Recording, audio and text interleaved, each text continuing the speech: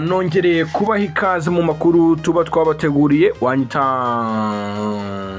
mukunda abantu gusa amukodi energy niyemeje kuzajya mbagira inama mbagezaho ibiganiro bigiye bitandukanye. Tubashimira mwebwe mukurikira amakuru tugenda tubagezaho kugira ngo mumenye ibiri kuvugwa hirya no hino mu Rwanda ndetse no hanze y'igihugu cy'u Rwanda. Babwira ko Imana nta mugambi mubi ibafiteho kandi ijye bakomereza amaboko. Mwebwe mukurikira amakuru tugenda tubagezaho mbasabiye umugisha kuiteka Imana ijye barinda ibabe hafi kandi mukomeze gutera imbere. Amafaranga, amahoro, umutekano, ituze ndetse n'umunezero bikomeze kuganza mu mitima yanyu. Clarisse KARASIRA akaba yagize gutya akabwira abakobwa babyarira imburagihe, batwitira imburagihe, kwa kundi umuntu aba atujije imyaka cyangwa se yagize gutya akora amakosa we na boyfriend wiwe birangira bikoze bajya hirya no hino hasi hejuru, umukobwa ugasanga abikuyemo gutwita cyangwa se gutwita batabiteguye. Ibyo bintu bikunze kubaho hirya no hino, bikunze kubaho kabisa, ugasanga umukobwa atwise atabiteguye atabipanze. Ariko Clarisse KARASIRA ababwiye ngo nyabuneka nubwo ari uko byaba byagenze, nubwo utayipanze, uwo mwana jya umugumana, jya umutwita, nta kiryoha nk'uko b'umubyeyi. Umwana jya umufata neza, ibintu byo gukuramo amadangu kugira iki n'iki, yaba amaze iminsi, yaba amaze ukwezi, yavuze ati bavandimwe mujye mwemera mu mutwite mu mubyari. Hari inama abakobwa mwumvireho, cyangwa se igitsina gore muri rusange mwumvireho, ntabwo ibintu byo gukuramo inda ari fresh. Clarisse KARASIRA yakoze indirimbo ku mpamvu ntawe ukwiye kuvutsa ubuzima umwana. Ntawe rwose ibi niko yari kuvuga. Gusa ngiye hari aho ngira nkabyemera, ndaza kubabwira impamvu mbyemera. Umuhanzikazi ubarizwa muri Leta Zunze Ubumwe za Amerika Clarisse KARASIRA yagiye mu nganzo ashyira hanze indirimbo nshya yise uwo mwana, nyuma yo kubona inkuru nyinshi zigaruka ku babyeyi bihakana abana babo n'abandi batererana abana babo, abandi bakuramo amada, ibiki n'ibiki byose.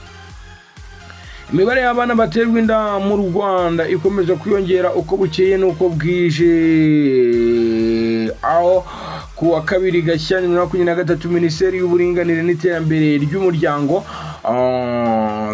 Prof yatangaje ko kuva muri Nyakanga kugera mu Ukuboza 2022 abakobwa 13,000 bari munsi y'imyaka 19 batewe inda imburagihe. Iyi ni imibare y'amezi 5 gusa, tekereza noneho ku mibare yandi mezi 7 asigaye.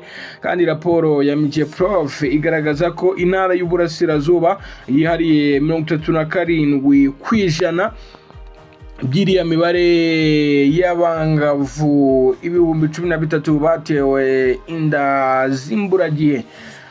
Atangira indirimbo ye Clarisse KARASIRA aririmba abwira umukobwa cyangwa se umugore utwite kwibuka ko umwana atwite ari impano ihebuje Imana iba yaramuhaye cyangwa se ibimuhaye, akabibutsa ko uwo mwana yumva atishimiye. Hari imiryango hanze aha yabuze urubyaro ihora ipfukamye isaba Imana kubibuka ikabagira neza nabo bakitwa ababyeyi.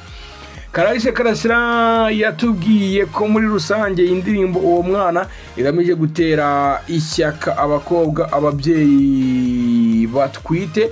Kuri we asanga ntacyo yabonye kiruta kwitwa umubyeyi. Yavuze ko yanditse indirimbo nyuma yo kubona amakuru y'abantu bavugaga ku bijyanye no gukuramo inda, ukabona n'ibintu bashaka kugira nk'ikintu gisanzwe. abona abana bihakanwa n'ababyeyi babo, aho usanga nk'umukobwa atwara inda ugasanga umusore amuteye inda aramwihakanye. Uyu munyamuziki avuga ko yibaza ku buzima uwo mwana akuriramo yagize n'Imana akabasha gukura akajya mbere, gatangira gukura akaba ingimbi akaba umusore gutyo. Avuga ko benshi muri aba bana usanga babayeho ubuzima bubi, nta guseka nta guteta, kandi ko ubuzima bw'umuntu bwangirika cyane mu bwana, kwa kundi umuntu aba akiri agahinja, ati niho usanga iyo umuntu akuze afite ibibazo byose, imishiha, ubugome ndetse n'ibindi bigiye bitandukanye. Clarisse yavuze ko ubwo yatekerezaga kuri aya makuru ajyanye n'ubuzima bwa buri munsi, aribwo iyi ndirimbo yamujemo ayikora mu gihe kitageze ku minota 3. Indirimbo avuga ko muri rusange igamije gutera ishyaka abakobwa, ababyeyi, abamama batwite inda mu gihe biba bigoye, ati kuko hari n'igihe wenda asama inda atari yayiteganyije, ni kubatera rero ishyaka ry'uko uwo mwana ashobora kuzababera umugisha.